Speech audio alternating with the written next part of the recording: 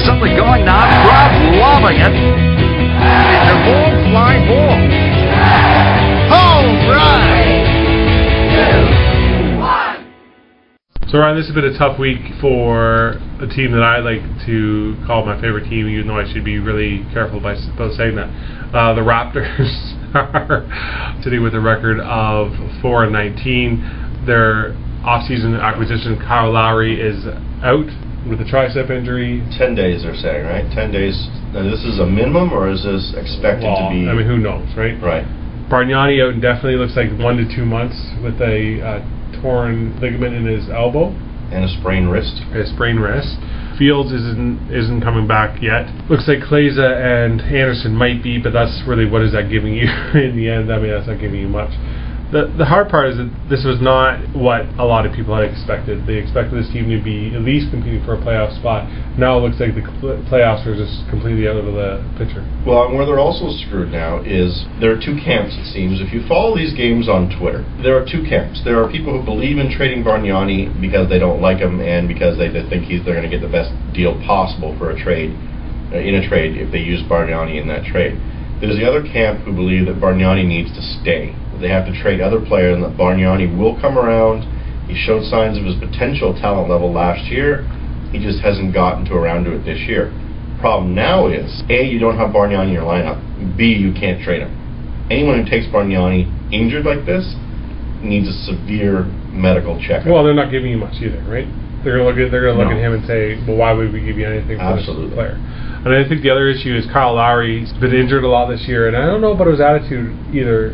I mean, he seemed to be maybe a little bit negative. I don't know. I mean, that's my impression. And I wonder how much that is frustration. I mean, I assume a lot of it is frustration. It's just, I guess it could come out better. When you are a new guy in town, you're supposed to be one of the leaders of this team, whether it be, vocally, whatever it may be, and you're just not. I mean, in the last game, Ed Davis and Valanciunas were able to sort of get extended minutes. They both played fairly well. Well, yeah, and Valanciunas, I've liked the look of this guy from the start, and I think he plays a pretty good game. Granted, I'm not a basketball expert by any means, but I definitely think he is playing very well. Now, the one thing that I see, or I've been reading about and listening to about him, is his defense has not come around. Granted, he is a rookie, and he is a big man rookie, and he's played against some pretty solid big men in the opposing teams, especially in his own division. So that's got to be tough when these guys are coming at you all night long. And he will eventually bulk up. I mean, he's 20 years old. I mean, he will eventually put on weight and therefore be able to be a stronger defender. I think he's done fairly well for his first season.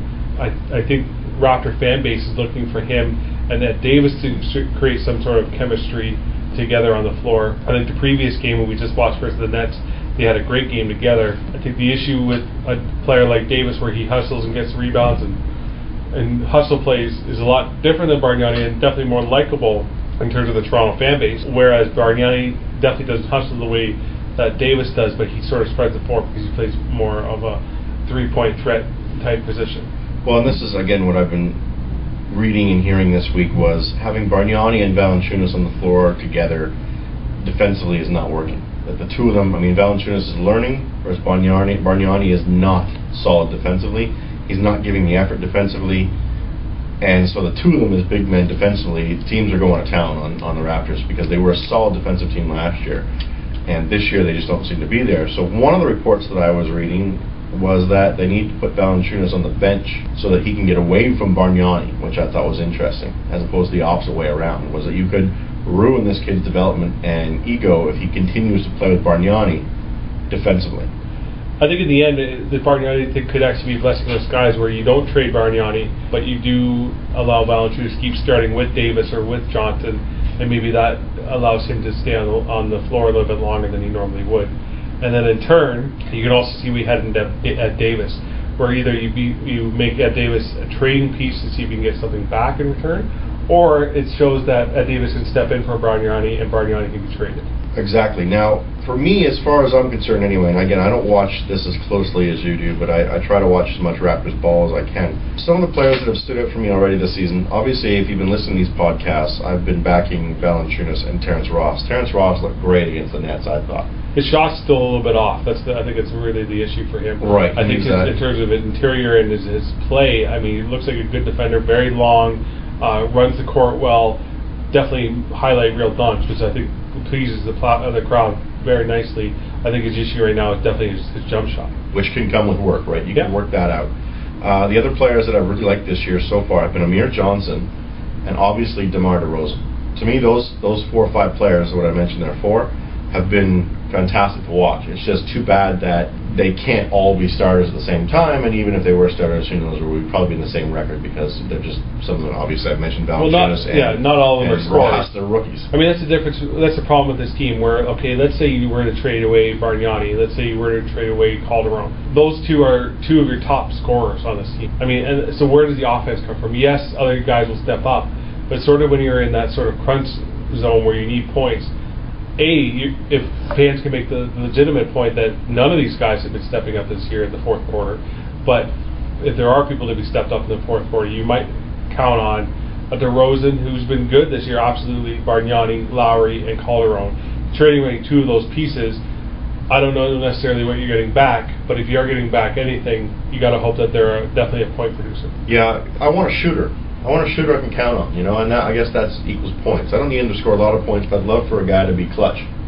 And that seems to be something we're missing from this team, is that clutch player that can make that shot in the game. And I am not a big Jose Calderon fan. The guy's fine. I wouldn't know if he was fantastic or not. I'm assuming, based on everything I've seen in the last couple of years, he's not regarded as a top tier guard. He's a good playmaker, and he can shoot the ball. I think the problem is his defense.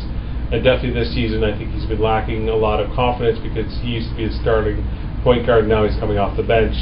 Well, he seems to be pushing it to me this year, if I can use that phrase in basketball, where he seems to run up the court, launch, I would say, an unadvised 3, and doesn't make it to win. To his defense, and there's not much of a defense I can give you, but I think this is his contract year. He might get traded. If he's not going to get traded, he definitely wants to get a nice contract coming out of this deal.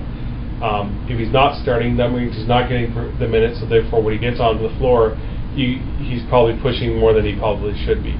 So I think if that is any indication, I think that's sort of where it boils down to. Yeah, because he's under 500 on his three-point percentage, which, not that I expect anybody to be really high unless you're one of those bona fide three-pointers, but I get really frustrated watching him come up, run up the court and launch that three-point ball and then have to get back on defense right away when someone like Valanciunas has just grabbed that rebound and out of the ball to him, and before Valanciunas can get to center court, he's got to turn back around and go play defense again. Alright guys, so basically what we're saying is the Raptors are awful this year. My hope is, because this draft is a weak draft, and I don't know if people realize that or not, but this year's draft is a weak draft. I normally follow college basketball very closely and Euro basketball closely enough so I know what's going on. This year's not very strong. My hope would be that the Raptors can sort of win a couple of games down the stretch, get these young guys sort of the confidence they need heading into next year, since I don't believe they're making the playoffs. And then the following year, if they make the right moves and sort of have the right pieces in place, make a run at Wiggins for the first overall pick. Alright guys, this podcast got long enough for a team that's 4-19. We'll be back at you probably with another Raptor update next week. The Raptors play tomorrow night, and we'll be watching that intently to watch them lose their 20th game of the season.